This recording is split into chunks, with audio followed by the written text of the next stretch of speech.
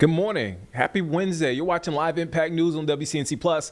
I'm Nick Sturdivant. Thank you for joining us. Carlene Bragg is here. Super producer is right here across from me, holding it down. Again, like I say this every morning, every afternoon when I'm on the stream that we have a busy show. But I'm not lying. We do have a busy show. There's a lot happening. So that's why you have to leave your TV here on Live Impact News on WCNC Plus.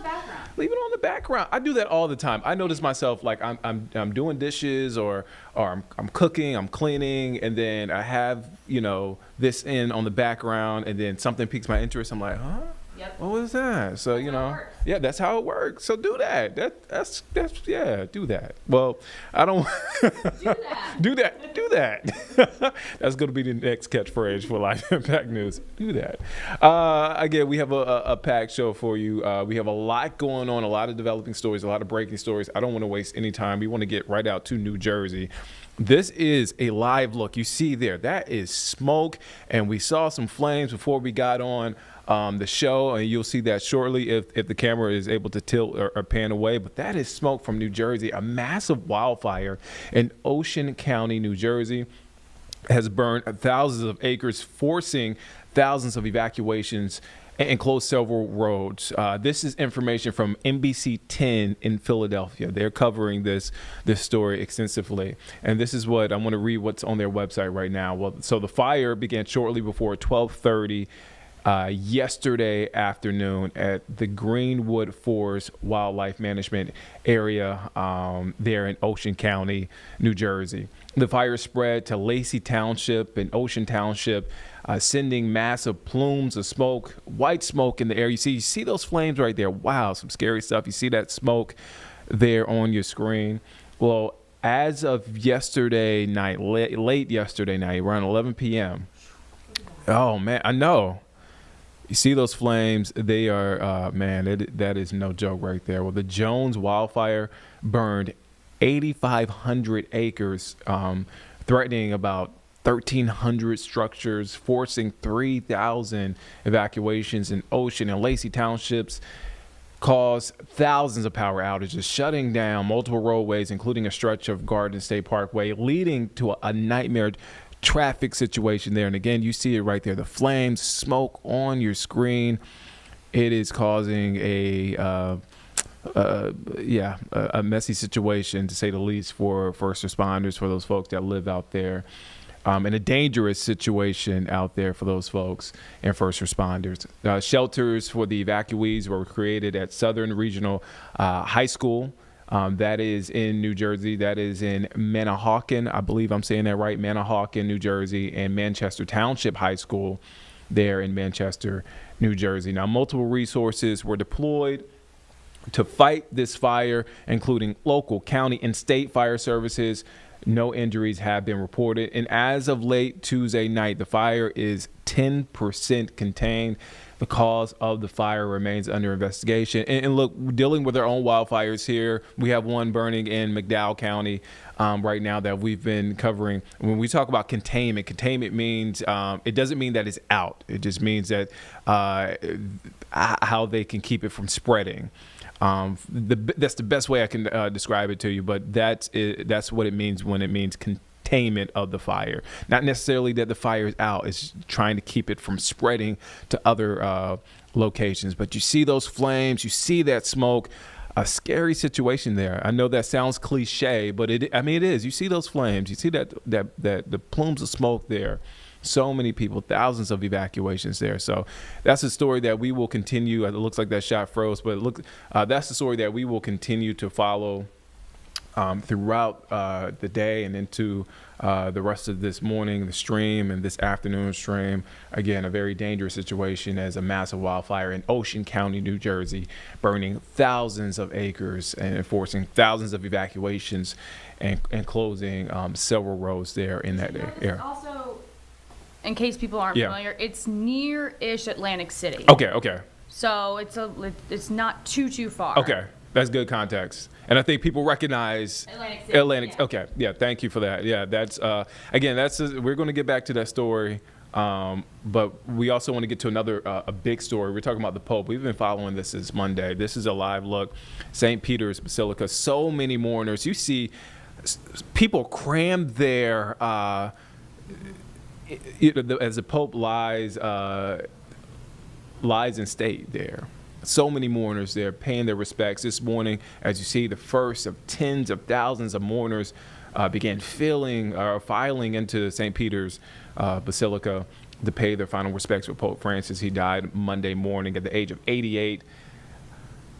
And again, a lot of reaction globally across our area. We've heard from folks here paying their respects. And as the world mourns the passing of Pope Francis, Catholic church officials prepare for his funeral. The pontiff's body will be transferred to St. Peter's Basilica. You see it right there on your screen this morning for worshipers to pay their respects, as you can see here.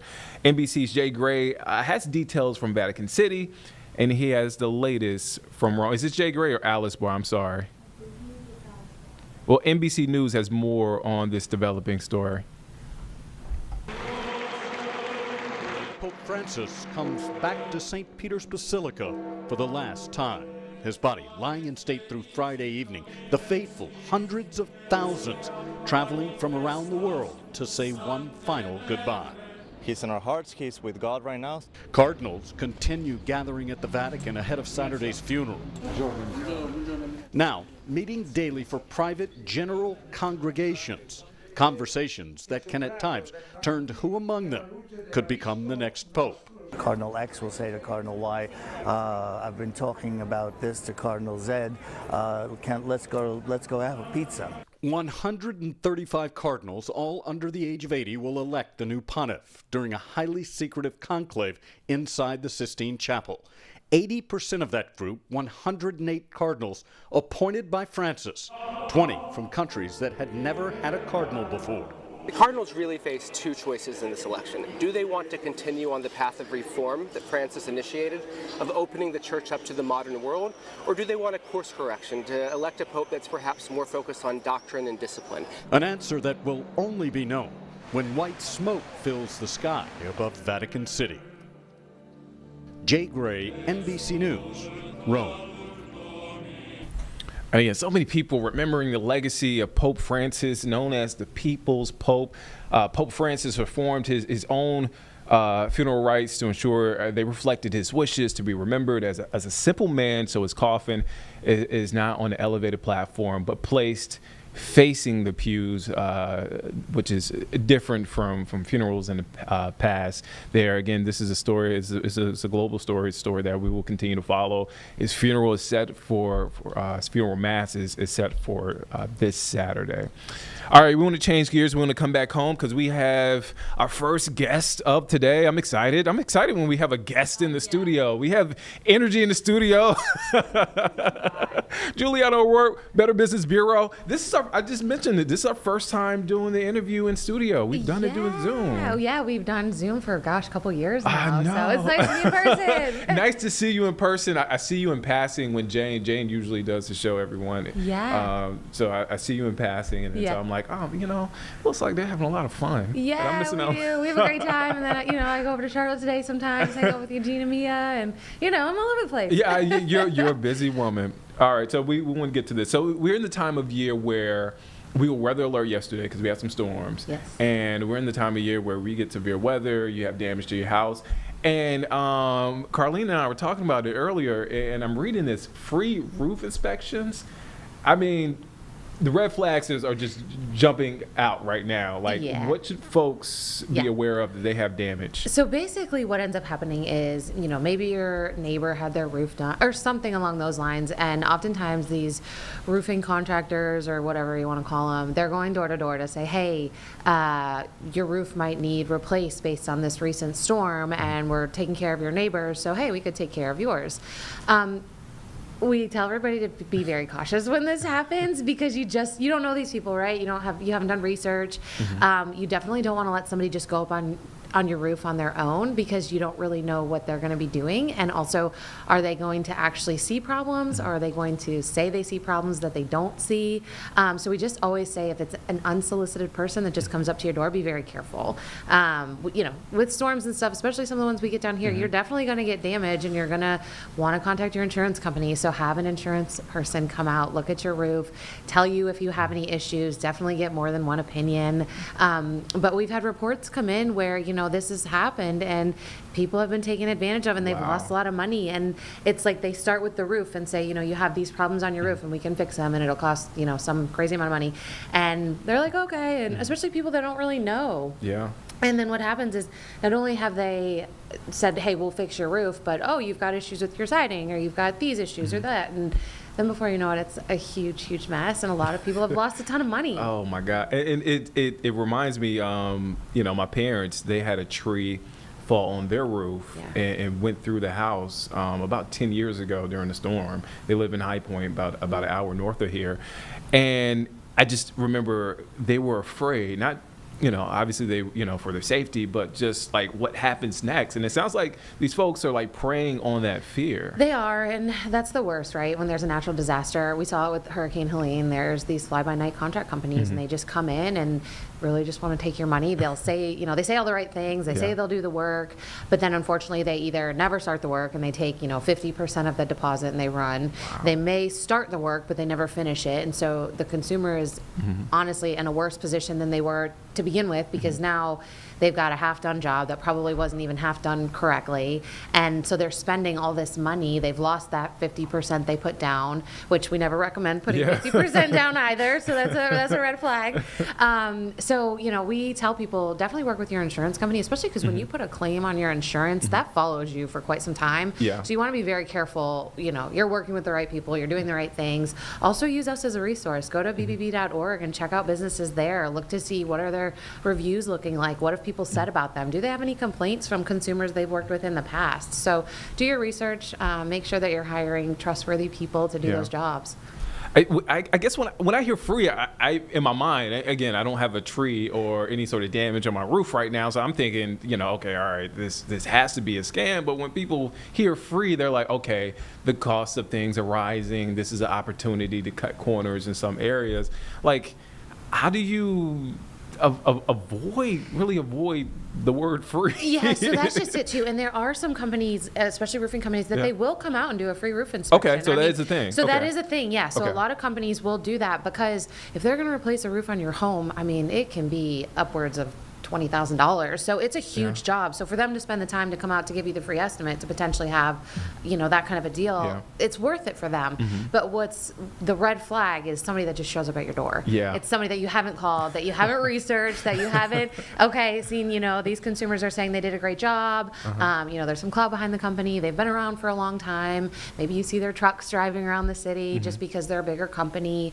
So that's where, we want to be careful. We don't want to say you can't get a free roof inspection, because there's companies that do offer that, but it's more so, did you look for that company, or did somebody just randomly reach out to you and you haven't asked for it? Okay. You don't even know if something's wrong with your roof. That kind of thing is where we want to make sure people are cautious. And these are not, I remember years ago, it was like, elderly people are the ones falling for this. But this is everybody, because you got a lot of first time homeowners as well. That's right. So yes, it definitely, I think, used to skew towards the older demographic, but now it's kind of just everybody. And there's homeowners are a variety of age ranges, right? So we just want to make sure that people know kind of what's out there and what's going on, because when we get the reports to our scam tracker tool that people have been taken advantage of, it hurts when you read through these reports to see what's going on, and people have lost thousands of dollars that they're probably never going to get back. It's terrible. And so the other thing, if you are somebody that's going to do work like that, put it on a credit card, because at least at that point you have some type of financial backing that you can go to that company and say, hey, this was fraudulent, or whatever's going on. So there's a little bit of protection there. So never pay a peer-to-peer payment system, never give them cash, that kind of stuff. So just be really careful. Oh, again, we're in that time of year. Strong storms pop up. It's that weird, Carlene. Also post-Helene too. Post-Helene, yep. That's when these kind of people kind of prey on these victims that are just, they're getting help maybe from the community in so many other ways. They're like, oh, this is just another person that's Yeah. trying to help me. Yeah. Yes, Yeah. yes. And especially if the people going door to door have really done their work to solidify the pitch, say, hey, I'm working down the street on your neighbor's house, and they have the information about the neighbor, because a lot of that information is public about where you own your home and who it is. So if they've spent the time to do the research to say like, oh, neighbor so-and-so, and they mention them by name, it's almost like, oh, okay, they know my neighbors. They've Right. done the work. Right. Right. So you just have to be so careful, because scams these days, it's like they're so believable. So They're sophisticated. Like they're getting like it's smarter. Is Yeah. is the thing. yeah, if they did all of their due diligence and the work that they do to be better people Yeah. versus these scammers, man, we would be all right. You actually have some good roots. Yeah. So Oh man, I get a little bit smarter every time I talk to you about these scams, because the stuff that's just like, oh my goodness, Yeah. like anybody could fall for it. So, Juliana, thank you for your time. yeah, of course, happy to be here. Yes. All right. Be on the lookout, folks. You heard it right there. Storm damage. You just never know. You never know where the scam is coming from. All right. So we want to shift gears now. Talking about affordable housing, Carlene. All right. So the city of Charlotte is seeking solutions to affordable housing, and they're working with nonprofits to do just that. So the city of Charlotte was on our live stream this morning, speaking with Lisa and Ben. Here's that interview. Finding an affordable place to live in the Charlotte area is a major problem. Many new homes starting in the 400,000s and renting not much cheaper. Yeah, that's why the city of Charlotte is partnering with faith-based organizations to try and find some solutions. Joining us now to talk about all this, Warren Wooten. He's the Assistant Director of Affordable Housing for the city of Charlotte. Warren, thanks for coming on. We appreciate you taking time. Yeah, thanks for having me. You know, let's start with a broad view of the problem, because this is not a new issue, but as a person who follows this for a living, are we making progress? Because I know a lot of people watching this and listening feel like they might not feel like Charlotte's any more affordable than it was a few years ago, but maybe you have a different view. Yeah, there's a lot of work going on, and I certainly understand people's concern. The economy has not been great recently. Costs continue to go up, but your city council has been hard at work. The voters just passed an historic $100 million housing bond, which we're putting to work building new affordable rental units, creating new homeownership opportunities, and really just developing new opportunities for those people that are really the engines of our economy, our teachers and our grocery store workers, our nursing home attendants, that they have a place to live here to really keep Charlotte going. So I'm very hopeful about the direction that we're headed. Glad to hear that you are hopeful with this, Warren. We know that people are hearing things about tariffs and interest rates and people not having enough money saved. What are some of the biggest hurdles that the city faces in tackling this problem? Yeah, we face the same problems that everyone else is. The fact is that construction is not getting less expensive. Interest rates are kind of stagnating, and land costs continue to go up. And that's why we need more partners than ever before to really help us move all of this work forward. We've had great partners in the business community and in the development community. And now the faith community is also really stepping up in a big way to help us work in partnership together. The city can't solve this on its own, but with all of these great partners working together, we're really making some progress. Yeah, let's talk about this faith-based initiative, because I know it's sort of a new program. What role are some of these groups taking on? Yeah, so the faith community really reached out to Mayor Lyles over the last several years and said, hey, what can we do to help? And they've really stepped up in a big way. So you have over a dozen faith communities that are in some stage of planning for or in construction developing affordable housing, either on the same site that their faith community buildings are on or on other lands that they own. They've also been stepping up and providing gap financing into deals. And then they're really just offering their congregations as sources of information and assistance to help people prepare for home ownership, understand what their rights are when they rent, and to really move the needle. But the faith community has really stepped up in a big way, and it's been really exciting to watch them do it. Networking and understanding what resources are available are a huge part in this. And so you actually have an upcoming mixer where the groups can learn more. Tell us about that. Yeah, we're really excited about it. May 8th, the city is hosting a faith and nonprofit mixer, and this is an opportunity for nonprofit organizations, members of the faith community, and the development partners that are kind of the connective tissue to make all this happen, really get into the room together in a really lighthearted and fun atmosphere, get to know one another, so that the nonprofits can understand what types of housing the faith community is interested in bringing, and the faith community can really understand the needs of various populations in our community that need this housing. So on May 8th, we're going to have a great time. We're going to get everyone together, but it's really to create these opportunities for connection to better understand and work together on this problem. And this is seem to be proven to work in some cases. Can you share some of the examples, the faith-based affordable housing projects here in Charlotte? Yeah, this is not an about to happen thing. It is happening thing. So really excited over on 5th Street, right up near Uptown. Caldwell Presbyterian stepped up in a big way. Easter's Home is about to come online. This is 21 units of high quality, affordable housing for very low income individuals. They're going to be connected to services. They're going to be really close to amenities. And so this is a big step for housing in that area. And that's a really expensive area to find housing. So we're really excited about that.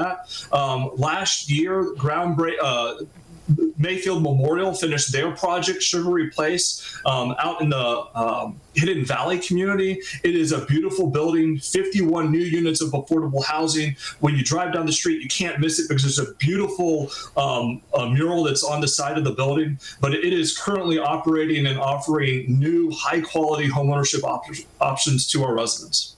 So it sounds like from conception to completion isn't typically like an extended amount of time. It might not take as long.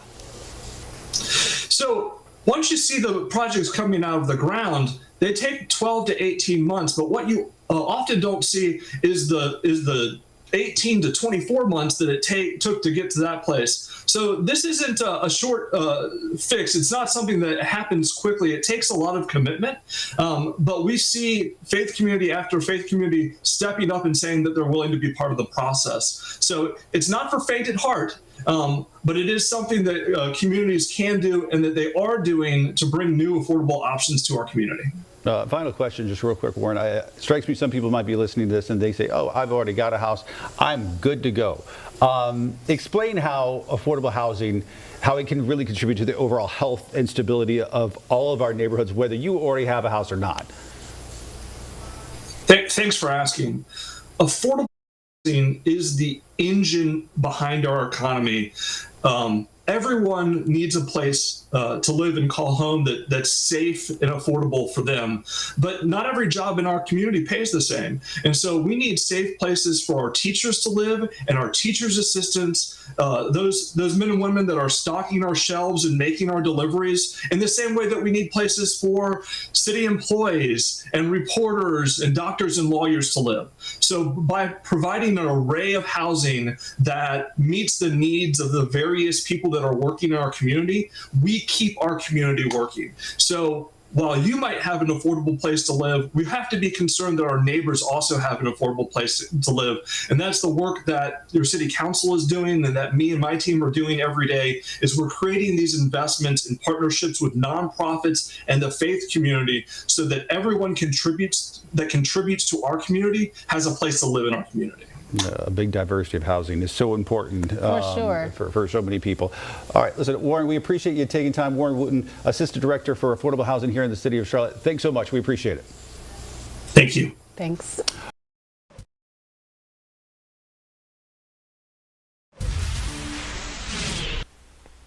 And that was the interview this morning in our early stream with Ben and Lisa, who talked to the city of Charlotte about affordable housing and solutions to that here in the city of Charlotte. All right, now, so we want to go to an interview, to a story that we had last night in the News at 11. So we continue to look at the impacts of cuts to food sources as food banks are left asking, where's the money? They say lines are growing, but funds are vanishing, leaving lots of uncertainty for families who are most vulnerable.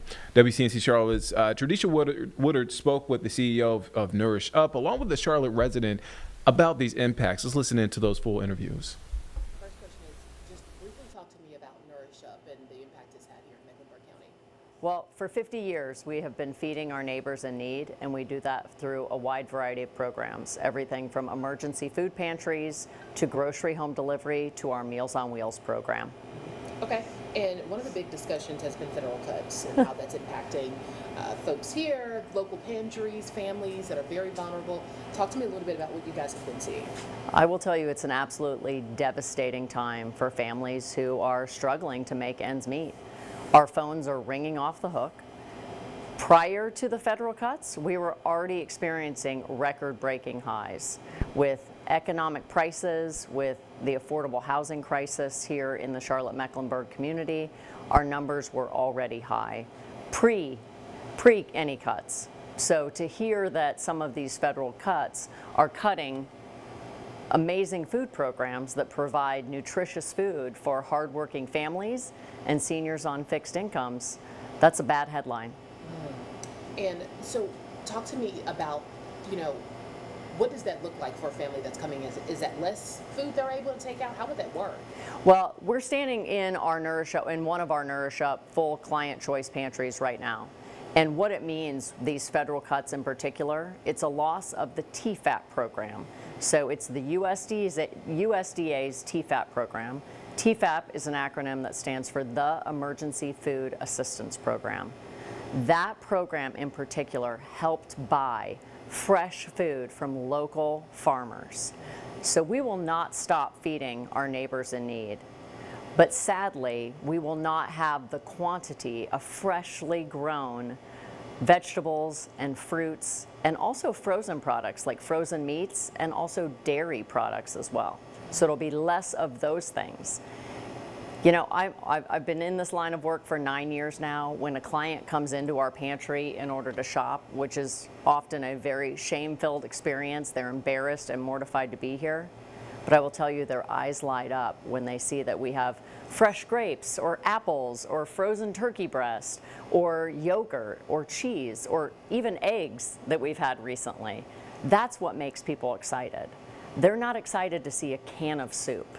And so that's what's really devastating for us, is that it means less fresh, healthy foods, and that's what our clients crave. Do you think that families, as far as what you know, are they aware of the issue? Or do you think it's just kind of gonna? I think we're all watching the news, waiting for the next bad headline. We definitely have families that are disappointed when we don't have the same variety and the same selection of fresh, healthy food. It's also why we're asking the Charlotte community to help us step up. The Charlotte community has been supporting us for 50 years through various food drives, but now we need funding so that we can go out and support our local farmers and buy fresh produce locally and stock it in our pantry shelves. Are you guys already seeing the impacts of the federal cuts right now? Absolutely. So we just got an email. We partner very closely with our region's food bank, which is Second Harvest of Metrolina. And Second Harvest sent out an email to all of its partner agencies just this last week that the TFAP funding is been cut by 50%. So that means that produce, eggs, frozen meat has all been canceled. And so does that mean 50% of the funding is now going to have to be distributed through all of the local pantries, cutting that in half, and yes, the remaining being distributed through all of the pantries that they, or the partners they normally partner with? Yeah, so it's definitely a 50% reduction in the quantity of food that we used to receive. Okay. Now again, we are trying to make up for that through private funding, but that's a lot of private funds. I mean, just through Nourish Up, we anticipate needing to raise over $250,000 to make up for those cuts. And do you mean $250,000 annually? Yes. How can folks contribute? So we have a fund on our website, nourishup.org, and it's our Farm to Table Fund that will specifically be utilized in order to restock our pantries with that fresh, healthy food that our clients so want. And one of my last questions is, as we continue to see funding dwindle away, if we can't reach that amount, vulnerable families, right? They're going to be the ones that suffer the most. What's your worst fear as we continue to see more and more money just go away? Well, at the end of the day, 68% of who we serve report being diagnosed with one or more chronic diseases. So healthy food should not be a luxury. If we keep feeding people fast food, foods that are loaded with fat, sugar, and salt, at the end of the day, we're making our community health issues even worse. Is there anything else you'd like to mention or say that maybe I didn't mention? Well, I mean, we are definitely encouraging all of our supporters, our pantry volunteers, our longtime donors, to reach out to your fellow lawmakers. Let them know how important critical programs like SNAP and WIC and TFAP programs are. I'm all for trimming budgets where there is excess, but we should not be trimming people's basic food needs. So many people suffer with food insecurity in silence and in shame. So we've been feeding people for 50 years. There's no shame in reaching out and asking for help. I don't want anybody in our community going to bed hungry. Young families and older families who are trying to make ends meet are not going to be able to do it.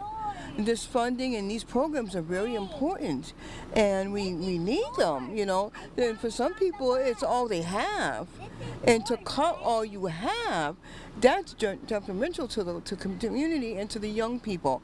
And it's very hard to understand why they're doing this in the first place. We need this. You know, young families need this. And it's up, you know, to legislation to change this so it won't be so hard for young people to feed their families. Yeah, you know, they were also saying that the number of people in need is up right now. It's a lot of people in need. A lot of people are strong, single moms, even married couples trying to make it. You need 2 incomes, and having the food pantry, you know, they're able to kind of meet some of their budget. And if you take this away, you know, it may mean like for the man in the family to get a second job, or the woman to get a second job. So things like this is so important. How often do you come here to this food? Well, this is my first time here. I'm here, you know, for my daughter, and it's like it's difficult making ends meet. So it's like you know, whatever the community provides is important. Yeah. And it shouldn't be taken away. One of the other things they were talking about is healthy food options. They're like, well, what's going to happen if everything's taken off the shelf that's healthy? We only got high sodium, salty foods. We need grapes, we need apples, we need bananas. And these places provide fruits and veggies and, you know, healthy drinks for the families to have. Yeah. You know, you take this away, what kind of options are they going to have to feed their children? It's just that simple. And this is you and your daughter's first time having to come to a pantry. Yes. And this is already like. Yes. Okay. Okay. So, you know, this is really important, and I hope that something can be done to help people to make ends meet, because it's so tough.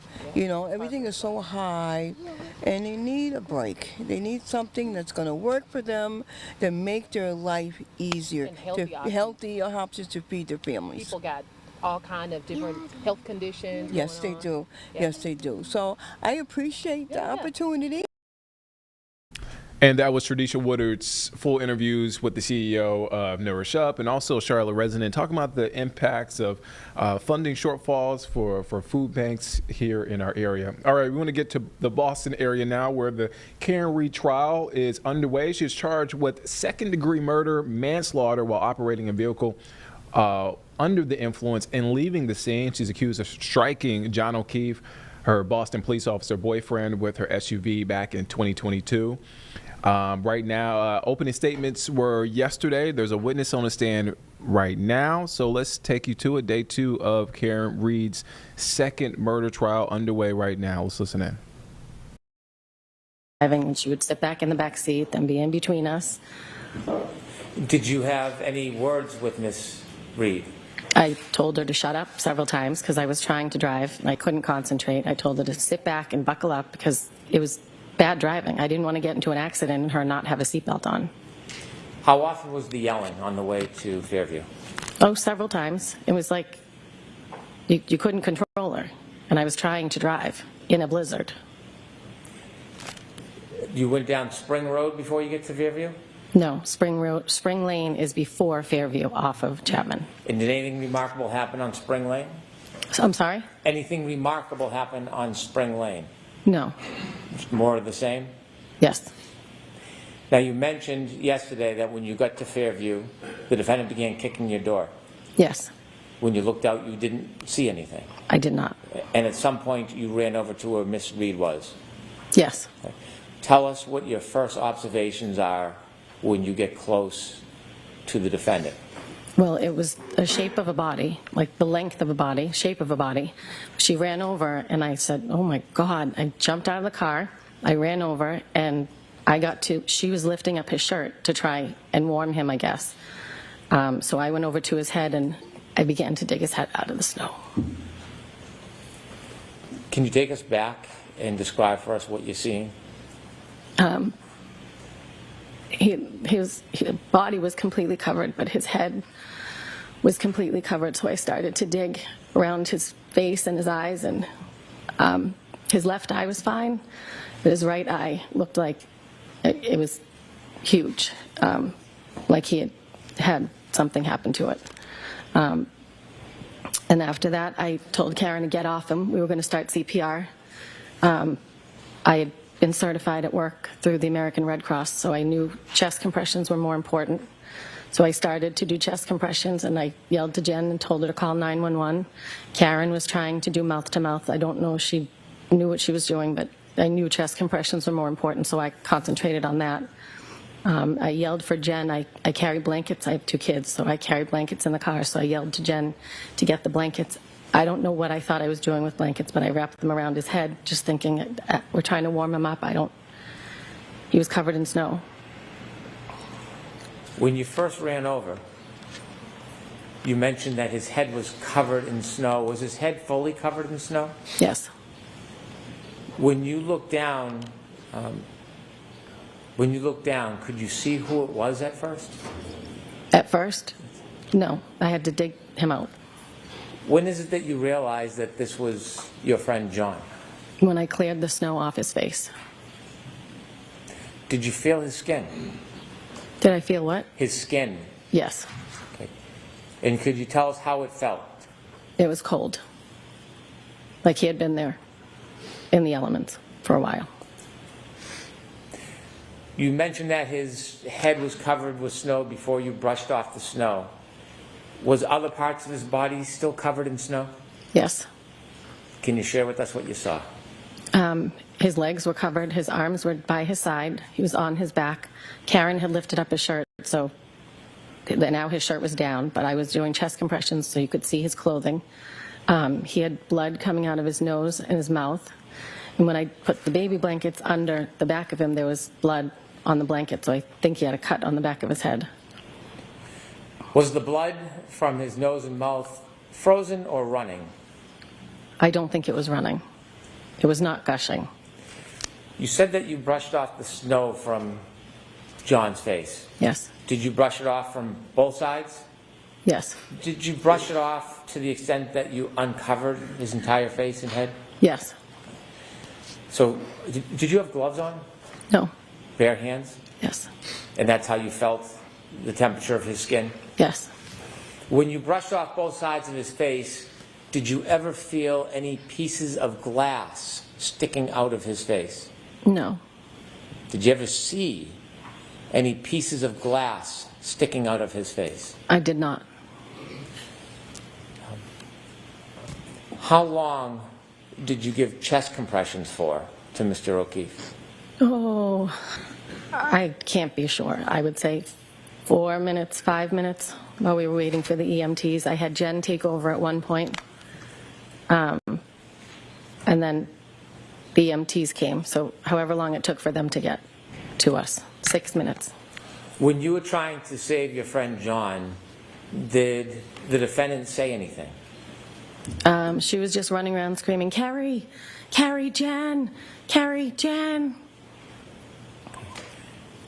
Was anything said at that point about her taillight? About what? Her taillight. No, when the EMTs were around and they were working on the body, she was running around and saying, did I hit him? Did I hit him? Is he dead? Is he dead? Okay. When you were waiting for the police and EMTs. Just briefly, what was the temperature like and the visibility like? The temperature was freezing because I remember at one point I couldn't feel my knees, which is why I had Jen take over. And the wind was still whipping and the snow was still coming down. At some point, did help arrive? Yes, they did. And when help arrived, what did you do? I stood back and watched them work on him. Did you see first responders trying to give first aid to Mr. O'Keefe? Yes. How long were you outside for that morning?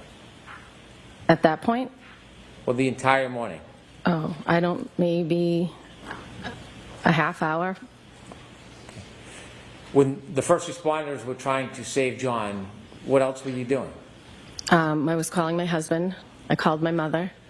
When they put him in the back of the ambulance, I then made a call to Mrs. O'Keefe. I think I called Mr. O'Keefe first, but he didn't answer.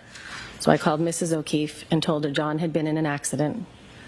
And she screamed, "I can't do this again."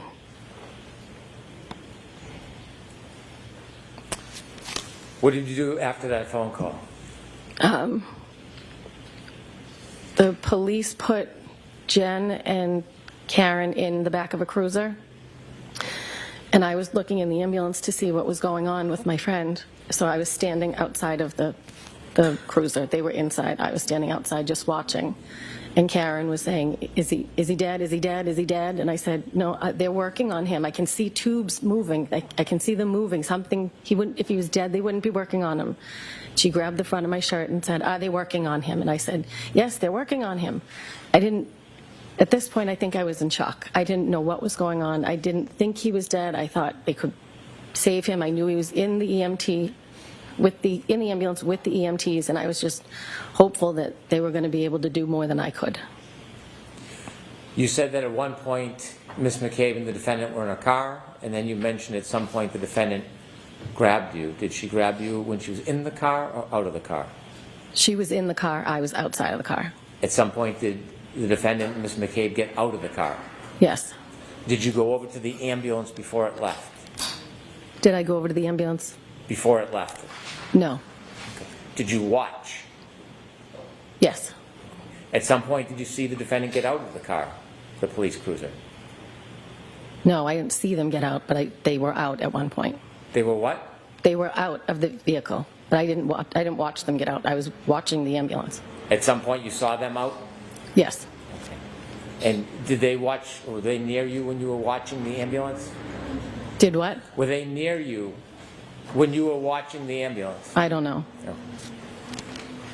I wasn't concentrating on either one of them. I was concentrating on my friend in the ambulance.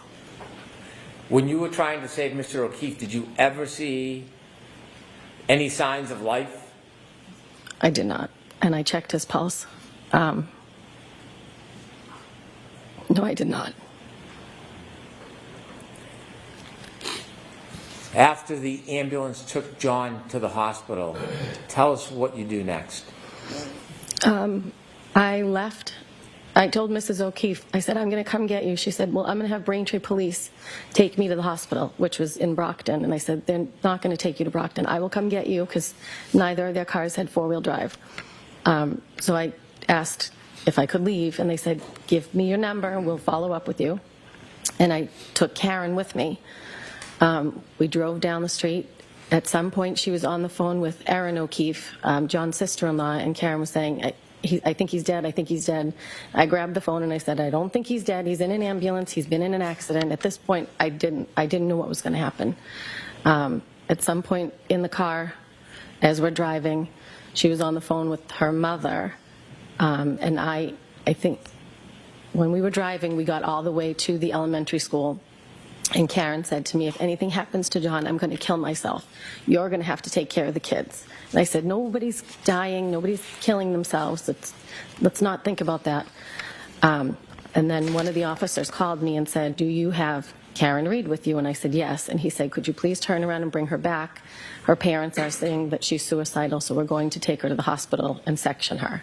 I said, okay. I didn't get far, so I turned around, went back, and At some point, she was on the phone with her mother, and I got on the phone with her mother and said, I'm going to be heading to the hospital. Let me give you my phone number. It's the same hospital John's at. I'm assuming they're going to the same. That's where Canton takes everybody. And her mother said, please make sure that they don't let her have her bag. There are things in her bag, medicine I don't want her to have. So I said, okay, I will. So we got back to the house, and she got in the ambulance, and one of the EMTs asked me for her phone, so I handed that over, and I said, the mother wants to make sure that she does not have her purse because there's medication in there that they don't want her to have. Did you see the defendant leave with medical personnel? Yes, I did. Before we move forward, I want to step back for just a moment. Did you see when the medical personnel, the first responders, lifted John from the ground and then put him on a bed? Yes. Shortly after they moved John from the ground and brought him to the bed to bring him to the ambulance, did you go back to where John lay when you first saw him? Yes, I did. Why did you go back to the spot where John was lying when you first saw him? When they lifted him up, there was grass underneath him, and I could see his phone. So I went over and picked up the phone and the 2 baby blankets that were left on the ground. So let me ask you, when you went back to where John was lying on the ground, you said you saw grass. There was not snow under him? No, there was not. Was there many inches of snow around that area? Yes. But none where he was lying under him?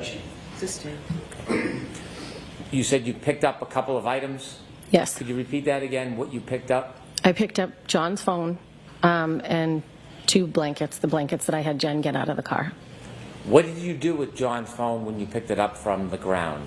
I put it in my pocket and gave it to a first responder when they came over, or I handed it off to a first responder. And the blankets you picked up, were they in the ground area or on snow as well? They were, I don't remember. Okay. How long after you put the phone in your pocket, do you remember when you gave it to a first responder, how long you had it for? I don't remember. Do you remember the time that you picked up the phone? I do not. Have you seen video of that event? Yes. And does that video have times when you went over and picked up that phone? Yes, but I don't remember, somewhere around 6:12, 6:19. And you don't know how long you kept it in your pocket before, until you gave it to a first responder? I do not. At some point, did you get in your car during that morning before you left and drove from the scene? Yes. Do you know if John's phone was still in your pocket when you first got into your car? I don't know. Was your car heated that morning? Did you keep Yes. it running? Yes. And was the heat on I think I kept it running the whole time. I don't even think I shut it off. I see. I want to now step forward to where you left us when you said that you had spoken to John's mother, Peggy. And did you decide what you were going to do next? After I dropped Karen back off at 34 Fairview to get in the ambulance, I then made my way to Braintree, barely. I was on the highway. I was the only one on the highway. I spun out a couple times. Can you describe what you mean by spun out? Well, the driving was, no one else was on the road. The driving was horrible. So I spun out almost at the Braintree exit to get to their house. And then I got to the O'Keefe's house and I said, we are not taking the highway back to Brockton. We're going back roads, which is a much longer way, but there was no way I was putting us in the car and that treacherous. When you went to the O'Keefe's house, you mean Peggy O'Keefe and John O'Keefe Sr.'s house? Yes, John's parents. That's different than Meadows Road? Correct. When you got to their home, did you go in? Yes, for a second. They were ready and waiting for me. They wanted to get to the hospital. When you say they, can you tell us who was waiting for you? John's parents, Mr. and Mrs. O'Keefe, were waiting. What happens next? Mr. O'Keefe said something about a Dr. Rice and that they were trying to warm John up. We got into the car. Mr. O'Keefe got in my passenger seat. Mrs. O'Keefe got in the back seat. Mrs. O'Keefe's niece worked at Good Samaritan, so we were trying to get in touch with her to see if we were going to be allowed in because there was still COVID restrictions.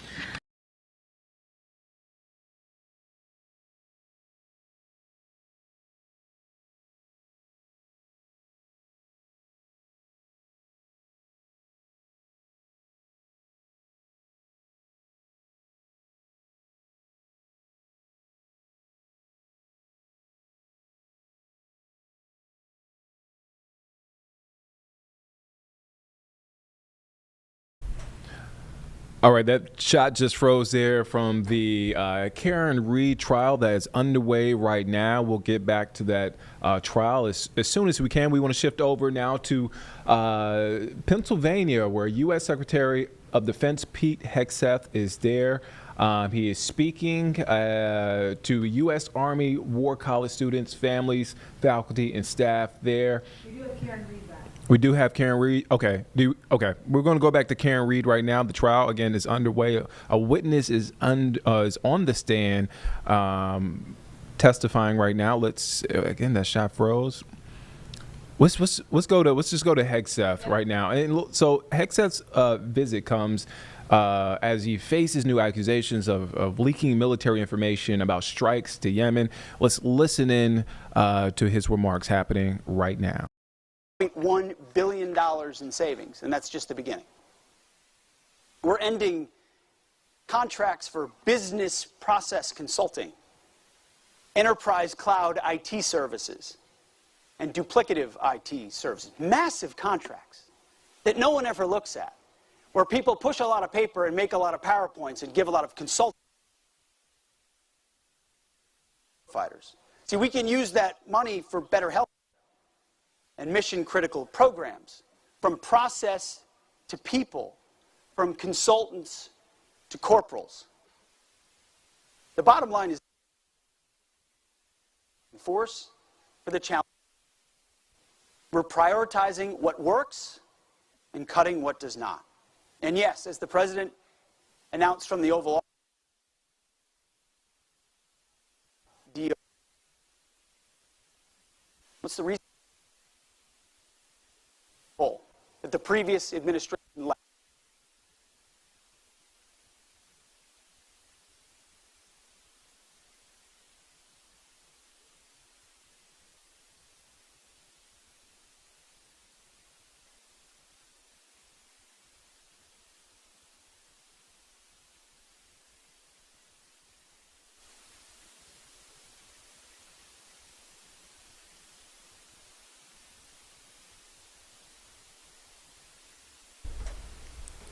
And that was a live look as Secretary of Defense Pete Hegseth, he visits Army War College there in Pennsylvania. That visit comes, again, after new allegations and accusations of leaking military information about strikes to Yemen. He's speaking right now live. We want to go back now live to the Karen Read trial. There's a witness on the stand. This is day 2 of the trial. Let's listen in. This time, both eyes were filled with blood. They looked like raccoons. That's the only way to describe it. I thought he was going to look better seeing him in the hospital because he had been worked on, but he was not.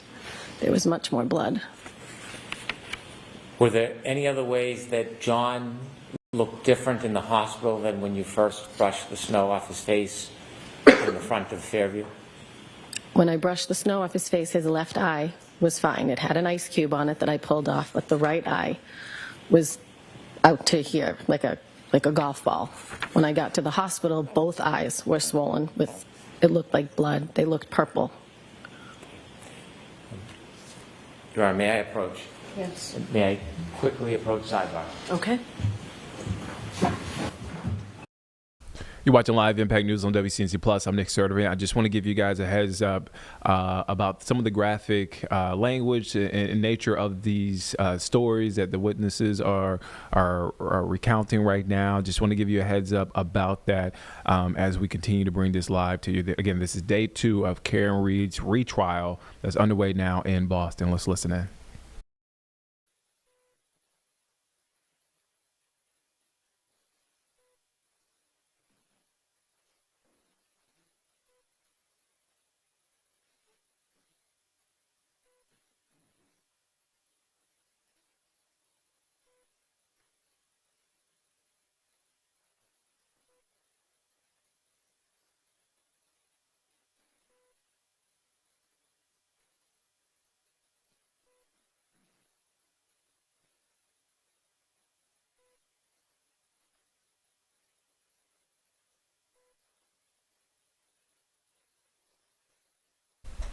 You're watching Live Impact News on WCNC Plus. I'm Nick Sturdivant. Thank you for joining us this morning. We're almost 1 hour down, Carlene. 1 hour down. It has been a busy 1 hour in the show. And look, you may just be waking up, late start to the day, or maybe working from home, and you haven't had a chance to step outside. Before you do anything else, we want to get you the forecast. So let's send it over to Brittany Van Voorhees. This is our forecast from earlier this morning. Not a lot of rain across the area yesterday, but we saw some. And at this point, we will certainly take anything that we can get. Highest totals locally were actually up in Boone, where we saw close to 1/2 inch over the last 24 hours. Now, between now and early Sunday, so the next 3 days, we are going to see most spots accumulating, I would say about 1/2 inch at a majority. We are going to see a few isolated spots that maybe see an inch, inch and a half, but that's going to be the exception, not the rule. In fact, some areas not even seeing 1/2 inch at that. But again, anything we get is going to be much needed. So this is not a flood risk by any stretch of the imagination. Right now, seeing some light rain still in portions there of York County, Chester, Lancaster. Heavier rain still moving over portions there of Columbia. We're going to take a trip there further south so you can see that. From Winsboro down toward Columbia, really some pockets of moderate to even heavy rain shaded in the orange and the red coloring. Now that might clip if it can quite make it. Maybe the southern parts there of Chesterfield County, since it is not moving straight to the east but to the north and east, but we'll continue to watch that for you. As we look west across the area too, near Flat Rock over toward Asheville, seeing some light rain there. It's chugging its way along. Likely going to see some light rain pushing in here to Burke County and Cleveland County here shortly, but light rain, mostly cloudy skies. Really, that's the dominating factor across the area today. Not a high chance of rain, not a high chance of storms. In fact, 20% at a maximum, and the highest risk here along and south of the Charlotte metro. And that's because that cold front is finally situated to our south, so that's where the majority of the moisture and the energy remains. We will see some sunshine peeking through the clouds by the afternoon, and maybe even an isolated storm up in the mountains. But again, that is the exception, not the rule today. 20% chance of rain for the majority of the area. Now Thursday, a different story. You can see in your Guy Roofing 7-day forecast, more rain and storm potential, highs only in the mid-70s. That'll be likely our wettest and stormiest day of the work week. Friday, Saturday, we're rebounding back into the 80s with a more classic scattered storm pattern both days of the week. And then cold front rolls through the area on Saturday, likely creating a much, much better Sunday ahead. Temperatures dropping to the 50s at night, 70s during the day. So Sunday and Monday especially, really nice, comfortable, cool mornings and really nice sunny afternoons. That, of course, the weather forecast. And that was Brittany's forecast from this morning. You see, it's still going to be warm outside. So, take a look out for the showers and everything that's happening for the rest of the week. We'll get back to weather throughout the day and check in. We want to get back to Karen Read's second retrial that's underway right now. I do want to warn you about what you're listening to may be graphic. So I just want to warn you about that as the witnesses recount some of the stories and some of the events that allegedly happened from 2022. Listen in. Hundreds of times. What did you do next? I went home.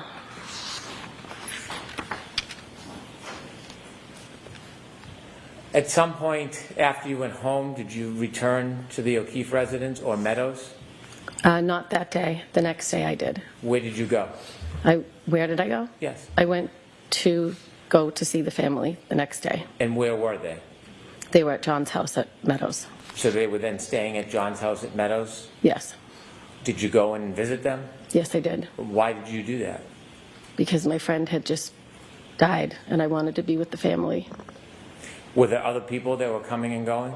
Yes. Describe the level of traffic of people coming and going to Meadows that next day. There were people coming from all over. John's friends, people from Canton, people we went to high school with. There was people coming in and out, dropping off food.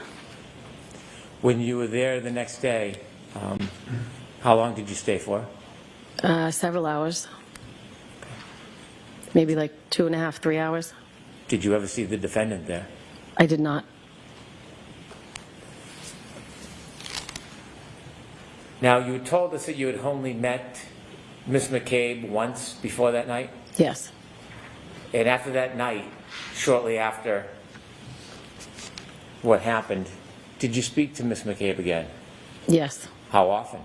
Very often. We wanted to know what happened to our friend, so she would call me. I'm going to allow that. Not what you said. Next question, please. Would you speak to her on the phone often? Yes. Regularly? Yes. And so things changed Yes. after that moment. Yes. Did you start to see her in person? Yes. Spend time with her? Yes. For somebody who was not your friend, why did you, at this point, form this close bond? I think because we went through something horrific together. We bonded over it. Mrs. O'Keefe at one point did say, you two need to sit. Sistine. Did you ever write down a list of things that had happened to try to remember? Yes. When you were spending time with Miss McCabe, did you become friendly? Yes. Friends? Yes. How close of friends did you become? She, to this day, is a close friend of mine. To this day? Yes. When you were at the scene, when you were trying to help John, there were police officers and first responders? Yes. Now, you're from that area? Well, yes. I'm from Canton, but not that side of town. And you are active in the community at all? Yes. Sports, children? Yes. Yes. Do you know a lot of people from Canton? Yes. Did you know any first responders? Yes. Who did you know that you saw that night as a first responder? That morning? Yes, I'm sorry, that morning. Mike Lank is my friend's daughter's father. No, my daughter's friend's father. I'm sorry. It's okay. Your daughter's friend's father. And yes. Does he have children that are friends with your daughter? Yes, his daughter is friends with my daughter. How close are his daughter and your daughter? There's a group of 5 or 6 of them that are best friends.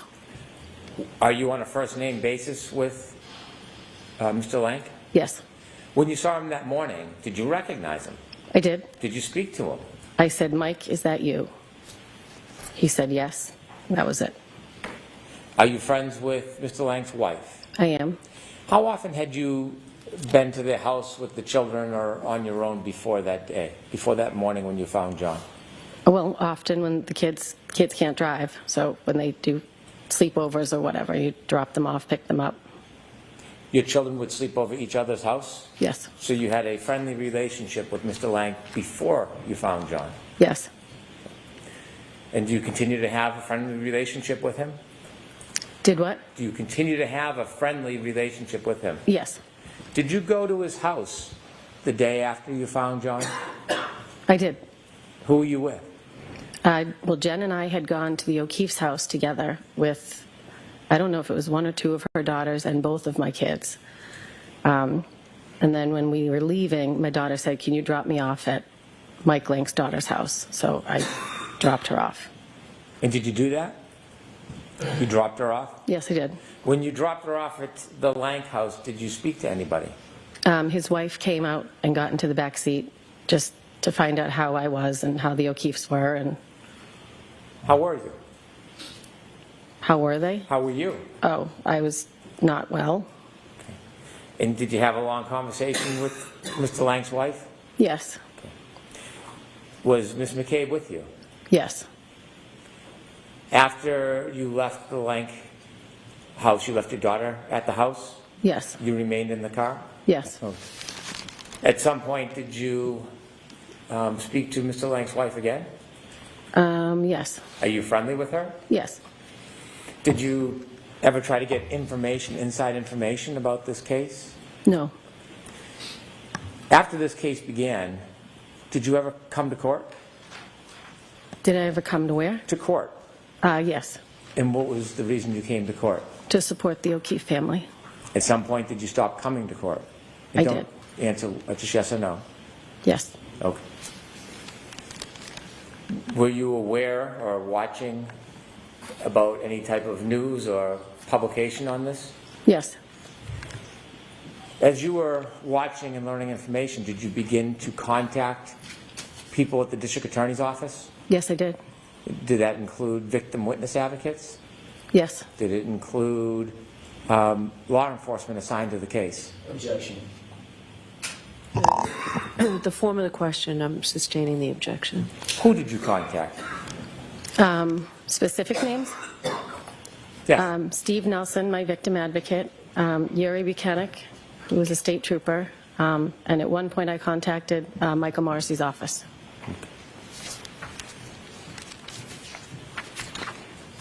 Do you remember at any time being interviewed by police officers or state police about this case? At my house on January 29th. So that same day you found John, you were interviewed? Yes. Do you remember who interviewed you? I do not. Okay.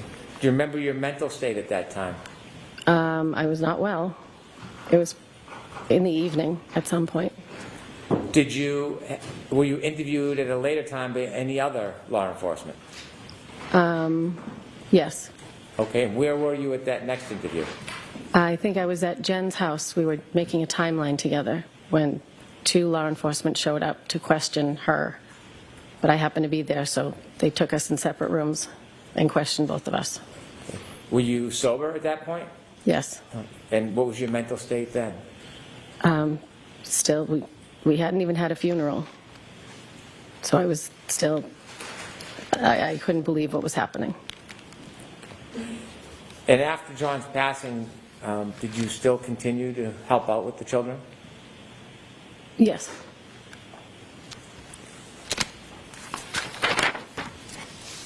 With the court's permission, I would like to play an exhibit that's already in evidence. Okay. It's Exhibit 4.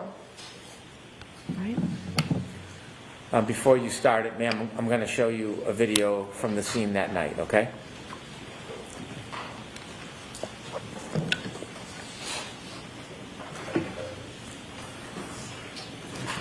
These lights. Yes, please.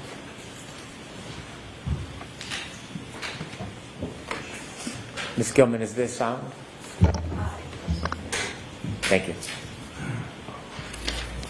Could we start at 6:09:50, please?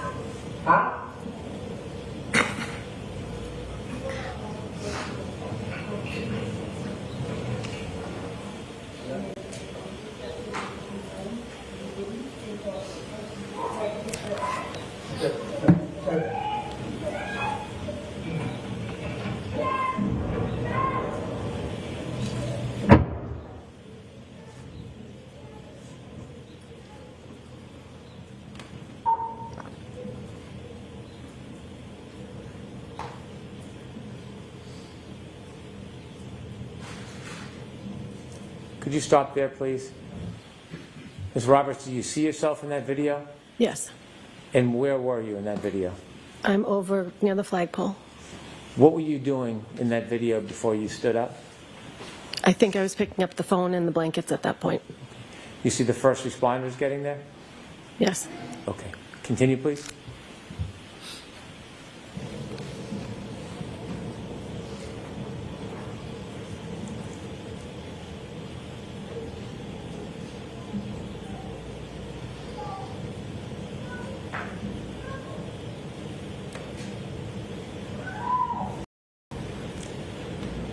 Is that you with the hood? Yes.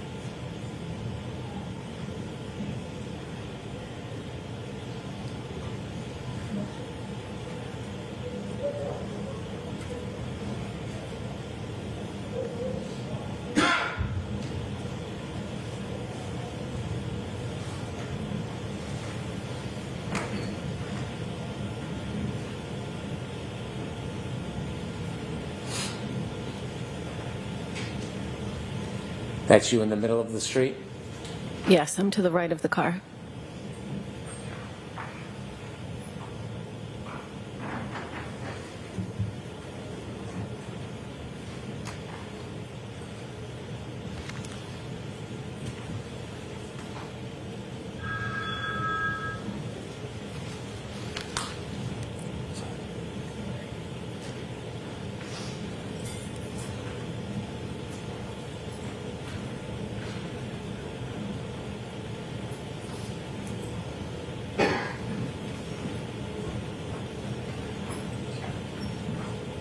Could you stop for one moment, please? Ma'am, you see the other two people in the middle of the screen right now? Do you know who they are? That's Karen and Jen McCabe. Do you see the proximity or the closeness between them? Yes. You are not close to Jen McCabe in this video. No. Is there a reason why? I didn't really know her, and Karen was running around like you saw. I didn't want to be near her. I just found my friend. Okay. Could you continue, please, to 615? You can let it run, please.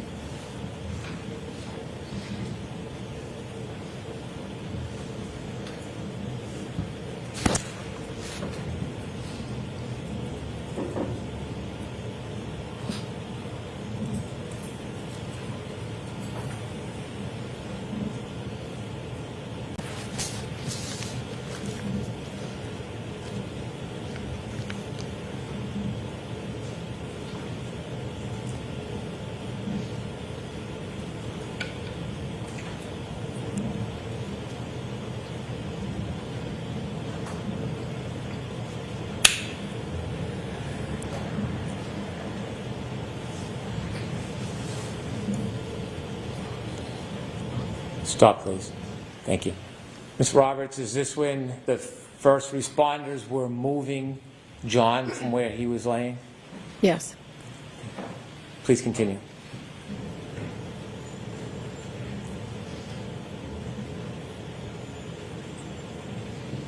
Could you continue to watch the area near the flagpole, please?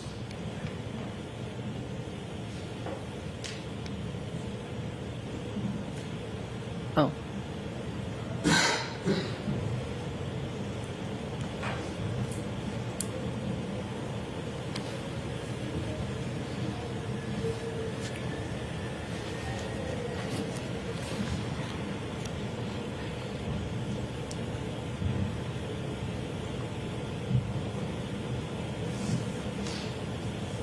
Stop, please. That last 15 or 20 seconds of video, did you pay attention to that, Ms. Roberts? Yes, that was the moment that I picked up the phone and blankets. Not before. I don't know what I was doing before when you asked me. And that location where you picked up the phone and blankets, was that where John was lying? Yes, it was. And is that where you saw the ground that did not have snow? Yes, it was.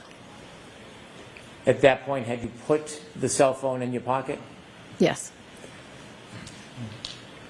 If there's no objection with the court's permission, I'd like to watch a little more of the film, but if we can double speed it so we get an opportunity to view it, I want to get to another moment in it. Okay. Any objection? No objection. Thank you.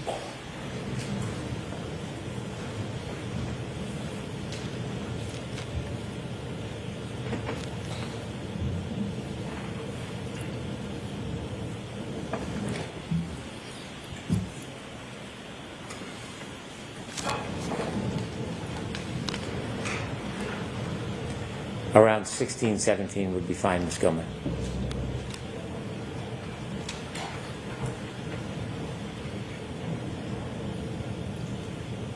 Stop, please. The person in the blue jacket, do you know who that is on the right side of the screen? That's Jen McCabe. And do you, well, you can't see you now. Do you know where you are at this point? I don't know where I am. Continue, please.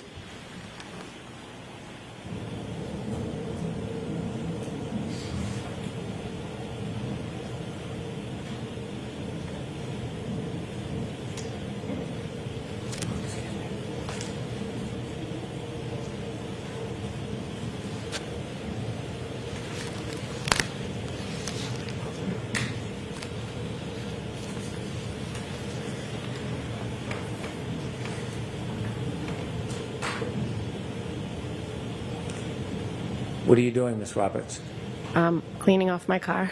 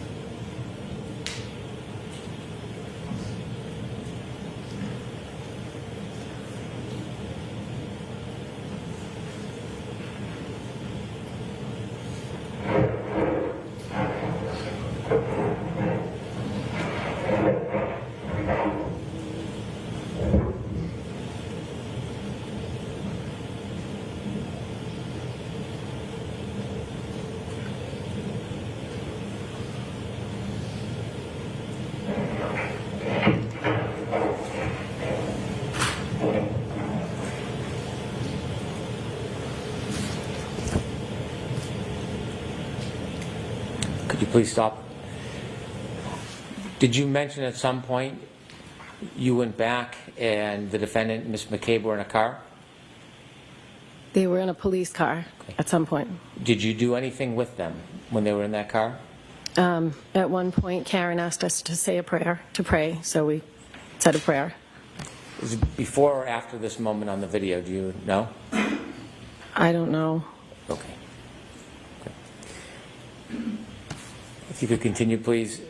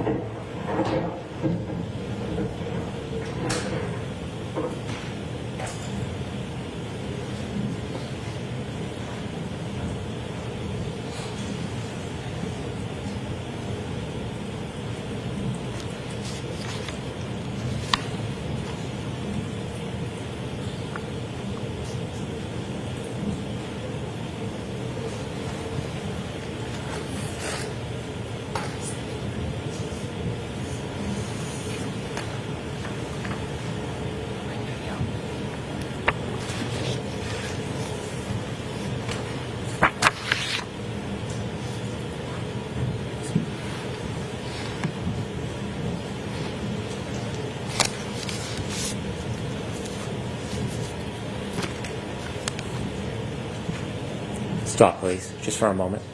Do you know where you are at this point, Ms. Roberts? No. Okay. If you can continue, please.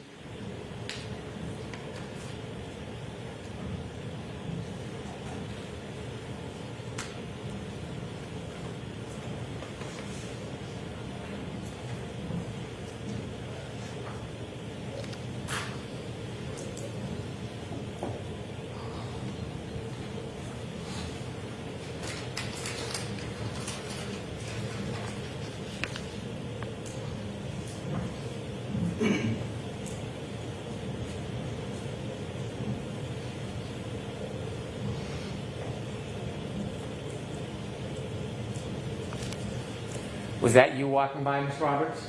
Yes, it was. Note the time is 6:21:22.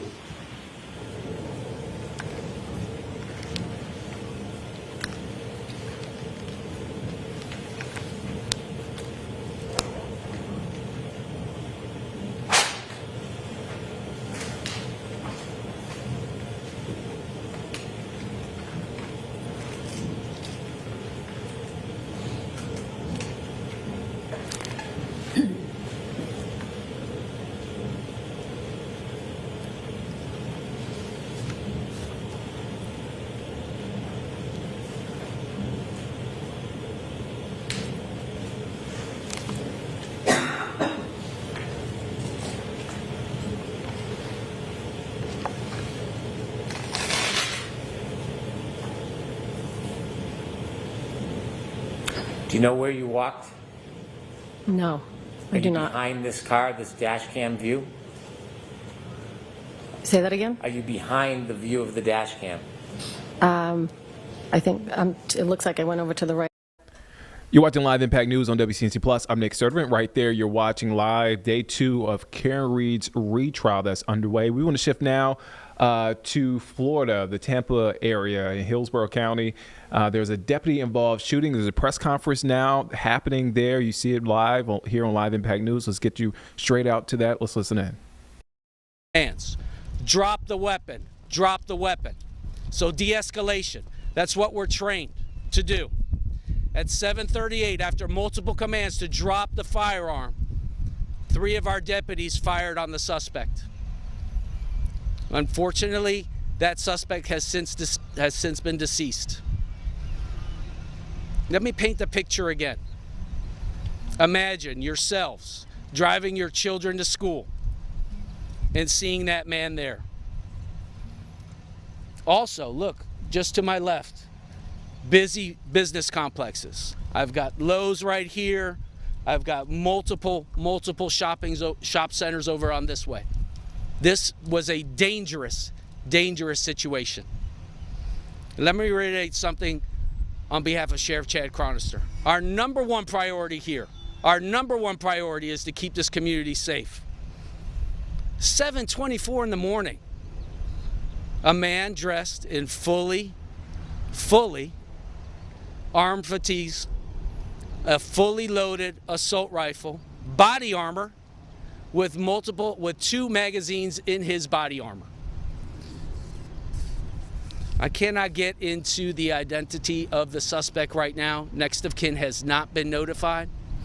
As per our policy, FDLE will be conducting the use of deadly force investigation.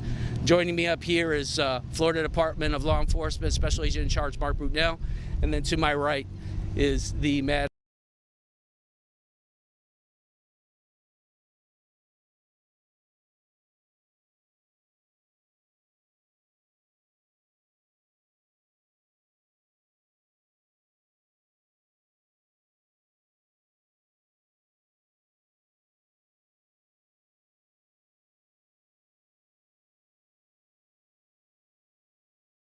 with the Hillsborough County Sheriff's Office.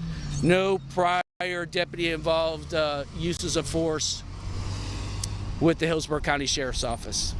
And let me just end this before I take some questions. The number one priority for Sheriff Chad Chronister is the safety of this community.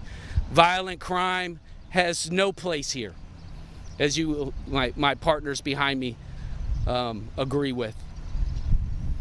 And in light of the FSU shootings just recently, what could have happened here today? What could have happened here today? I'll take any questions. Just a reminder, preliminary investigation, I'll do my best. Do you have intentions, sir, of carrying out a mass shooting? That we don't know, and that's for the Florida Department of Law Enforcement to get into. All I can tell you is this. 3 deputies responded to this scene and had to use deadly force. Those deputies put their uniforms on today. They knew maybe in the back of the head they had to use deadly force if a situation occurred. That suspect, whatever his intentions were not peaceful. You don't dress in Army fatigues with a tack vest, with body armor, a fully loaded assault rifle, and comms on your head to do anything peaceful.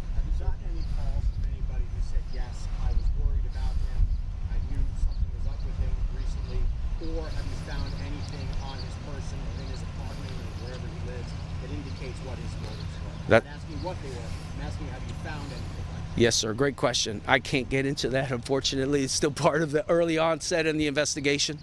But great question. Can you tell us if there were any communication? Obviously, there was a lack of time between the time the deputy showed up, ordering him to put down his firearm. Was there communication back and forth between those deputies and that individual, and what might that have been? So multiple commands were given to the suspect to drop the firearm.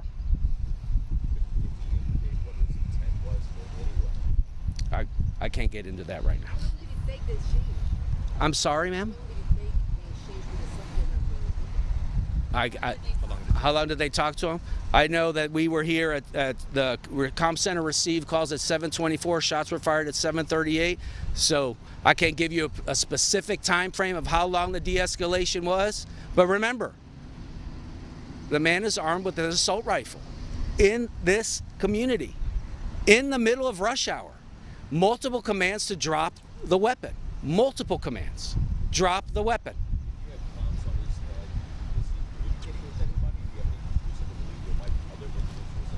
No, we don't have any reason to believe as of this moment the community is safe, okay? And we're still working through that, but the community is safe.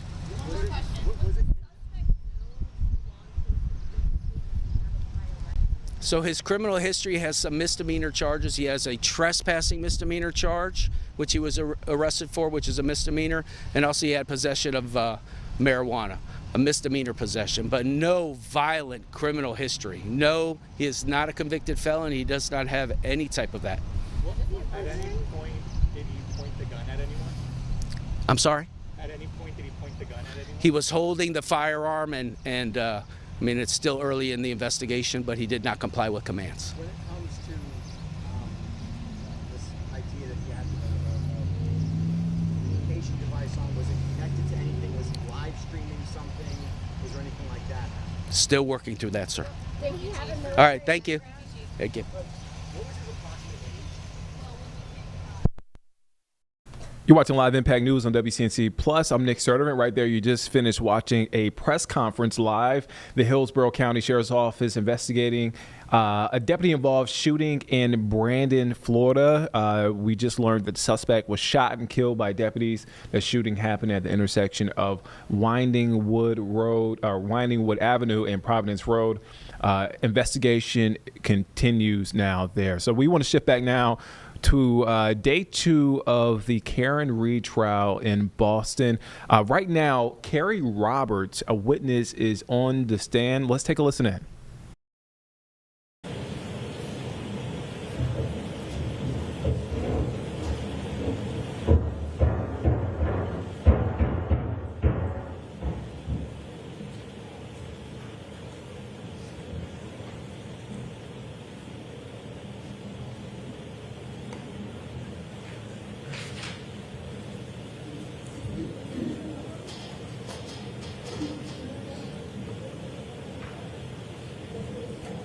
Was that you walking by in the street?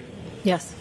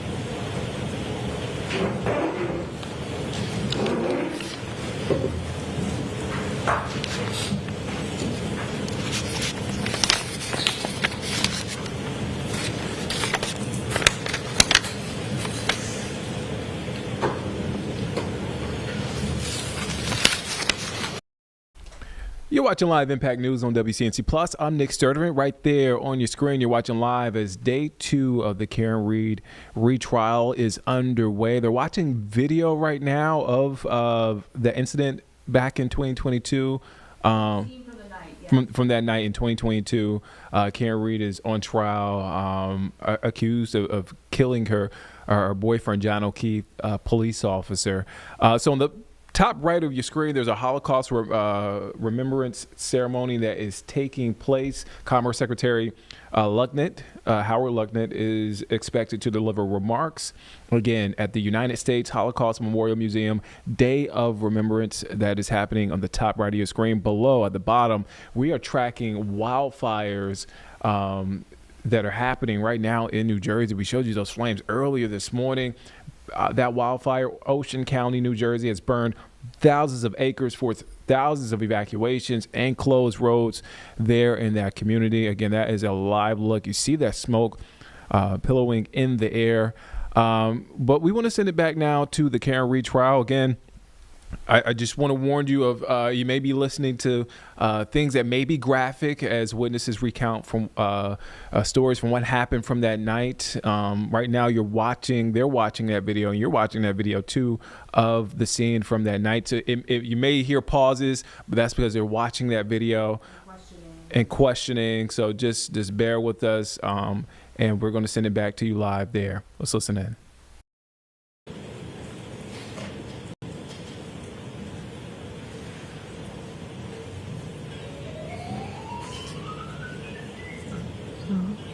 Mr. Brennan, at this point, can we pause this and take our morning recess, please? Yes, Your Honor. Pause, please. Thank you. Folks, why don't we take 15, 20 minutes? Court, all rise, please. Jurors, close your notebooks, leave them on the chairs, and follow me. You are muted. You're watching Live Impact News on WCNC Plus. I'm Nick Sturdivant. The trial, Karen Read's retrial, now in recess there. So right now, you're happening live. You're watching it right now. That is Commerce Secretary Howard Lutnick. He is delivering remarks. He just got there to the podium. He's delivering remarks at the United States Holocaust Memorial Museum National Day of Remembrance. Let's listen in. But it stands for freedom. It stands for justice. It stands for the enduring strength of the American people. It is the flags behind you, all those infantry divisions and all those armored divisions that ended the massacre of 6 million Jews. It is the core strength of America that freed us. And I think while we stand here today, I think we should remember with the flags behind me how vital and important America is and our armed forces are. Today we gather to mourn the loss of 6 million innocent people. We gather to remember the horrors that these people lived through. But we gather not just to remember what happened, but also to make sure, of course, that it shall never happen again. So this, as was just mentioned, this past January, I traveled with my friend Steve Witkoff, and we led the American delegation to Auschwitz. And we marked the 80th anniversary of the camp's liberation. There are no books, no photographs, no documentaries that can enter your soul the way physically being in Auschwitz pierces inside of you.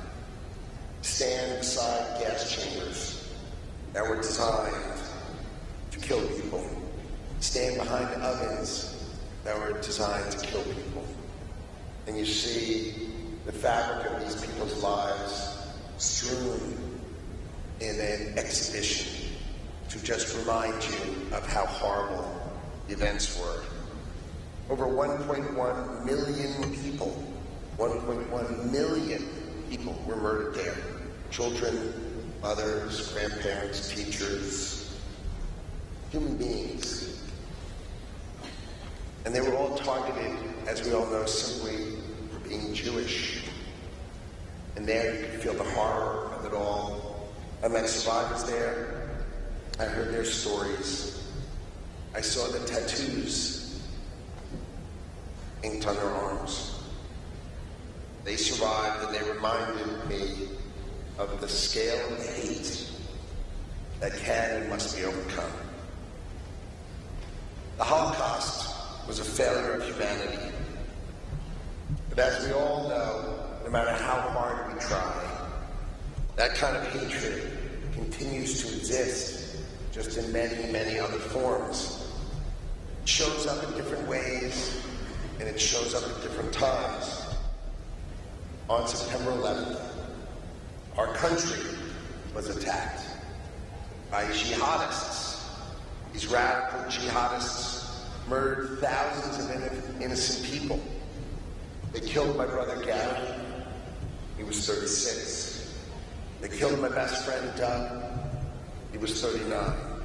And they killed 656 of my other friends and colleagues who worked at my company, Cantor Fitzgerald, because Cantor Fitzgerald was on the top 5 floors of the World Trade Center. I lost nearly everyone I worked with. It was enough, really, to break anyone. But we decided we would rebuild in order to care for the families of our colleagues who were killed that day. On October 7th, 2023, that evil, it surfaced again. In Israel, 1,200 Jewish men, women, and children were massacred. Women raped and mutilated. Entire families burned alive. 254 people taken hostage. Again, it was coordinated. Again, it was calculated. Again, it was carried out with the same genocidal hatred that fueled Auschwitz. And it's that same disregard for human life that fueled the September 11 attacks. It's just the same hate. It just comes at a different time with a different name. So we have to be clear, we have to be strong, and we have to be united. America is great because we believe in freedom, we believe in justice, and we believe in truth. And that is exactly what our enemies hate. And when those key ingredients of America are tested, we rise. That's why the flags are behind me, and that's why we stand here in our capital. We don't run from it. We address it head on. We remember it, so we will see it coming. And we must stop it before it spreads. So I'm here to tell you in very, very clear and plain language, President Trump will never back down from defending Jewish people. Never.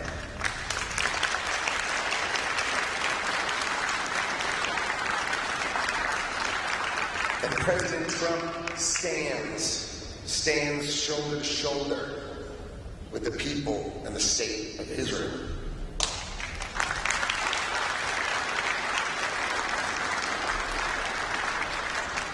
Colleges and universities that enable anti-Semitism, they will lose our government's support.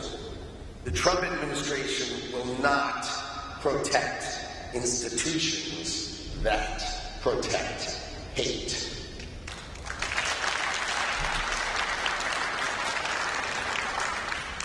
This administration's promise is real. It matters, and it's not going anywhere. This country stands with the Jewish people, not just in words, but in the actions that we take. Our administration is clear. Hate and anti-Semitism have no place in America.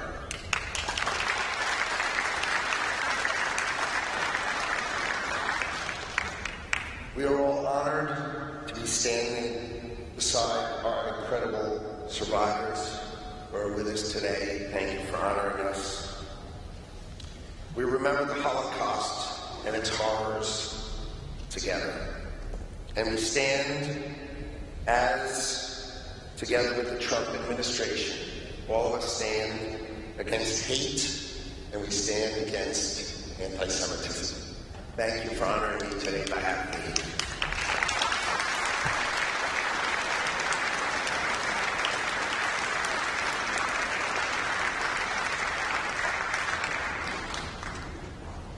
Ladies and gentlemen, Abe Foxman, Holocaust survivor.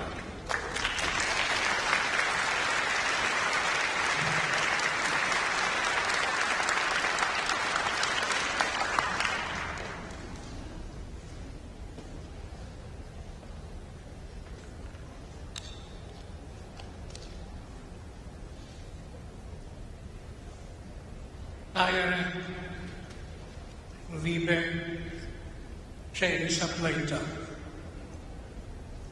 my dear fellow survivors, we are here again today. Bear witness. The killing of Europe's Jews ended 8 decades ago, but the memories never end. The legacies never end, and the lessons must never end. After surviving that unimaginable tragedy, the loss of everything we cherish, our families, friends, communities, the betrayal of our neighbors, we worked quickly to rebuild our lives. We were focused on the future, but the past was always with us, as it is today, and as it will always be. Over the years, it has been deeply gratifying to see Holocaust survivors build an international memory movement. It has been gratifying to see the creation of many Holocaust institutions across the country. And it was gratifying that our nation made an extraordinary commitment by creating a federal Holocaust museum near the National Mall, that adjacent to the museums that present the history of this great nation and celebrate human achievement. Next to them, there would stand a powerful counterpoint, reminding the world of the dark side of human achievement. And an advanced, educated country with a democratic constitution like Germany would launch a world war, one of whose main goals would be to eradicate European Jewry. Now, here we are in a new century, approaching the eventual end of the eyewitness generation.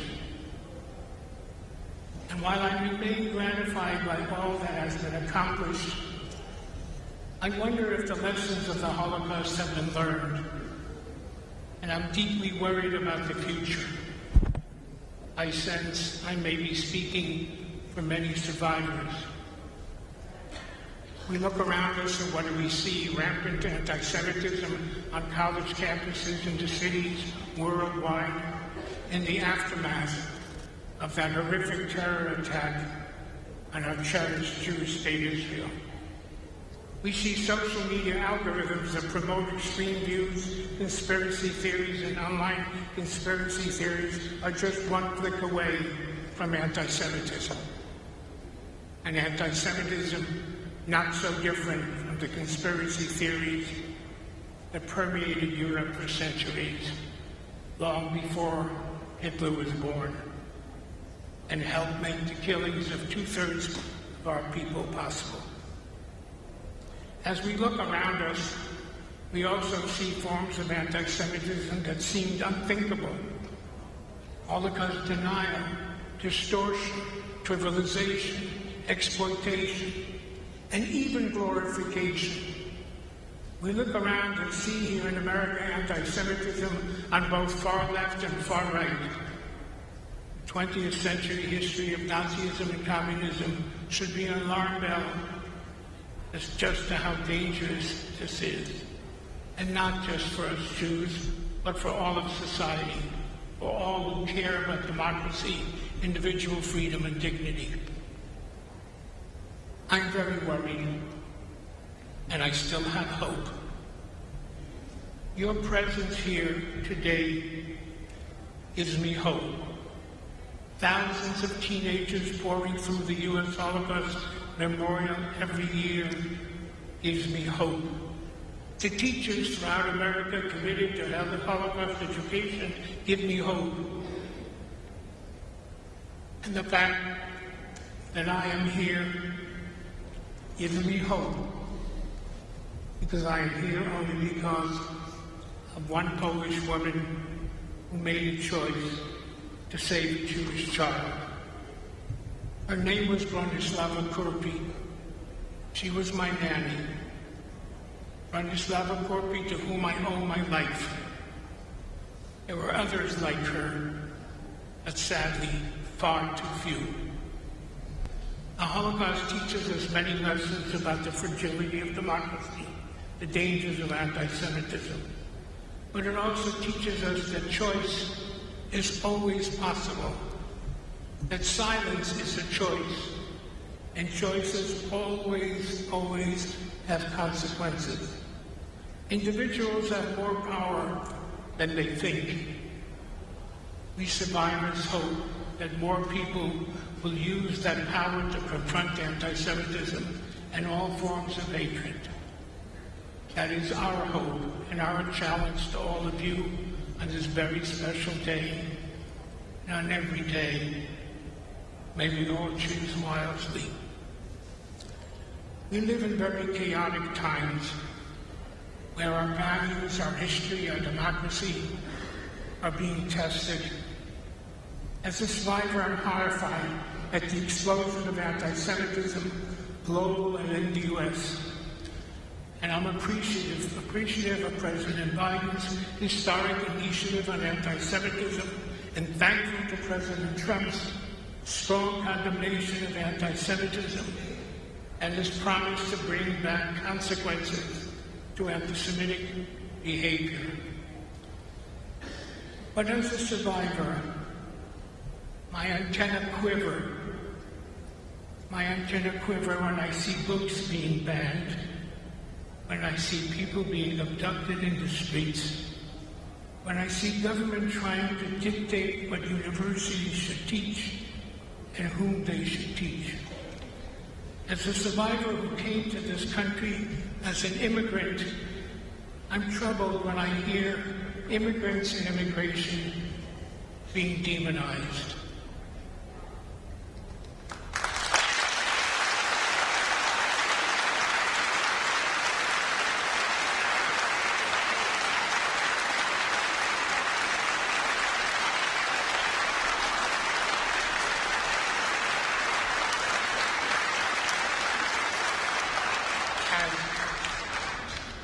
As some of you know, I was born in the wrong time, in the wrong place for a Jewish child. Nazi-occupied Poland in 1940 was not the best place to be born. And yet I managed to survive by the intercession of one special person's kindness, courage, compassion, decency, and most likely several miracles to survive. As I grew older, I tried to understand what it meant that I had survived. And the first set of questions were very serious existential questions of why. Why did the Shoah, the Holocaust, happen to the Jewish people? Why did over 1.5 million Jewish children perish? Why was the world silent, and why didn't the Almighty intervene? To these universal questions of why were added very personal questions. Why me? Why me, not the other little boys and girls, to Shleimelach, to Hanalach, to Saralach, to Moishelach? Why not them? Why me? In that struggle to understand, two facts became very clear. One is that the world knew. The world knew. There was no CNN, there was no Fox, there were no satellite feeds. There was no internet, no 24/7 news, yet the world knew those in positions of power to make decisions to stop what was happening knew. They knew every day how many Jews were being killed in Lodz and Baranovich and Minsk and Bialystok. They knew. And for years previously, they knew what was happening. Ken Burns, in his PBS series, America and the Holocaust, told the world how much America knew and how little it did. So the first lesson for us is to know about anti-Semitism, about bigotry, to know about hatred, to know who it is that threatens our democracy and our freedom. It's extremely important that we know, but knowing is not enough. The second thing that became clear is that whenever, however, good people said no, wherever good people stood up and said no, no to hate, Jews lived, gays lived, Roma lived.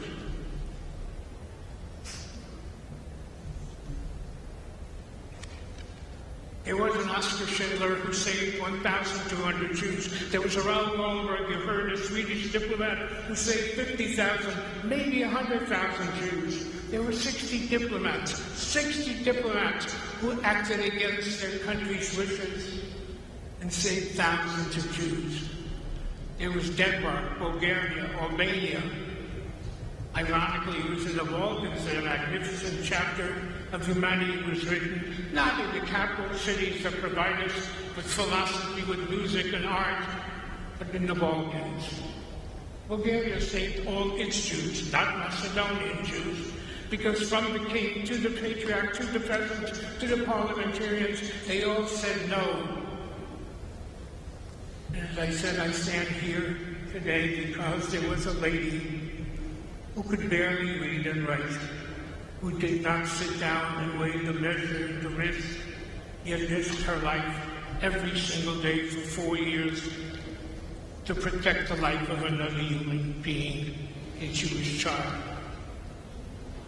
So I stopped asking the questions of why and began to ask questions on the order of what if. What if instead one Raoul Wallenberg there had been 10,000? What if instead one Oskar Schindler there had been 10,000? What if this wonderful country of ours had permitted the passenger ship to St. Louis to dock at these shores and unload its cargo of refugees? What if we had bombed Auschwitz? What if our neighbors to the North Canada had found room for 5,000 Jewish orphans? What if we had traded trucks for Jews? What if Switzerland would have permitted the entry of Jewish orphans? The Dominican Republic said yes. Cuba said yes. America and Canada said no. And there was no Israel. There was no Israel to open its doors. So for me, remembering and bearing witness is to make sure that our children and grandchildren will never have to ask, what if in the future? What if their parents, grandparents stood up every single day to say no? No to anti-Semitism, no to hatred, no to bigotry, no to prejudice, and no to racism. Bearing witness also gives me an opportunity to say thank you to my nanny, Bronislava Krupi, whom I never had the opportunity to thank. Finally, the Holocaust did not begin with gas chambers. It began with words, hateful, ugly words that demonized, degraded, debased Jews, and those words became ugly, hateful deeds. In the Jewish tradition, we believe that life and death is in the power of the tongue. 3 times a day, Jews who follow the tradition ask the Almighty to keep my mouth from speaking evil. Nitzor l'shonim mirah. On Yom Kippur, on the highest day of atonement, we ask for atonement for the sins with the utterance of our lips we committed by groundless hatred. We believe in the power of words, in the power of good people to stand up and say no. Never again was the 11th commandment etched in the aftermath of Auschwitz.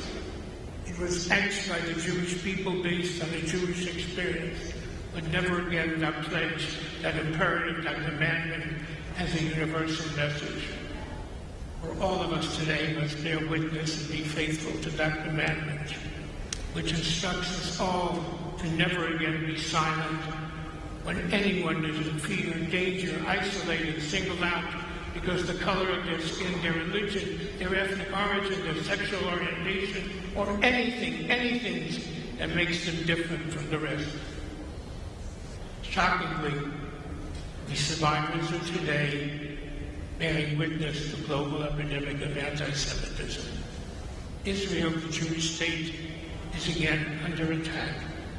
Israel has become the Jew amongst the nations, the only country that has to defend its right to defend itself.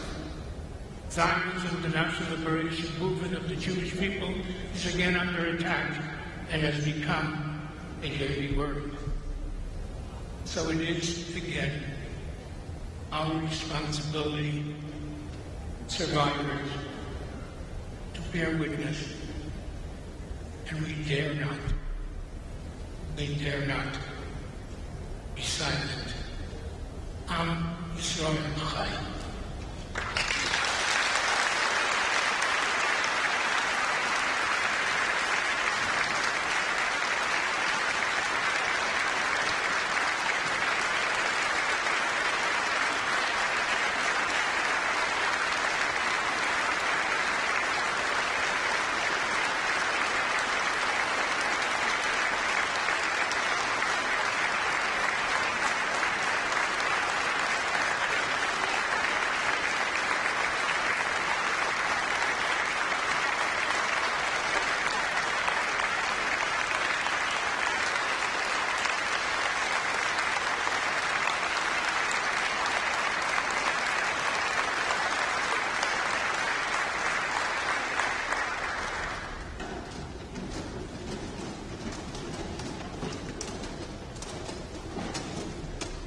These United States Army officers are participants in a museum leadership program that has included over 800 U.S. military service members. Through examination of the Holocaust, they gain insight into their own professional and individual responsibilities.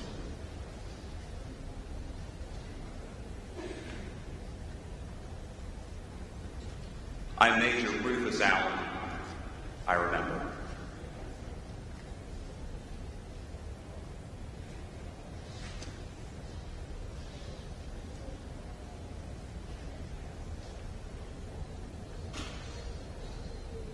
I am Major Keaton Troy. I remember.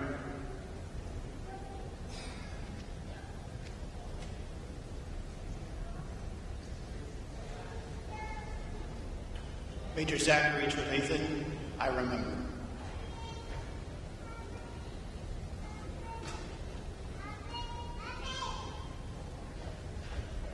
I am Major Danielle Haynes. I remember.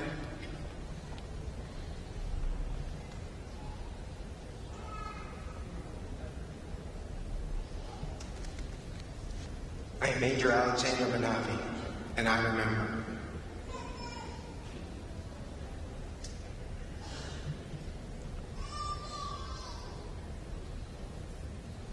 I am Major Emily Merrick. I remember.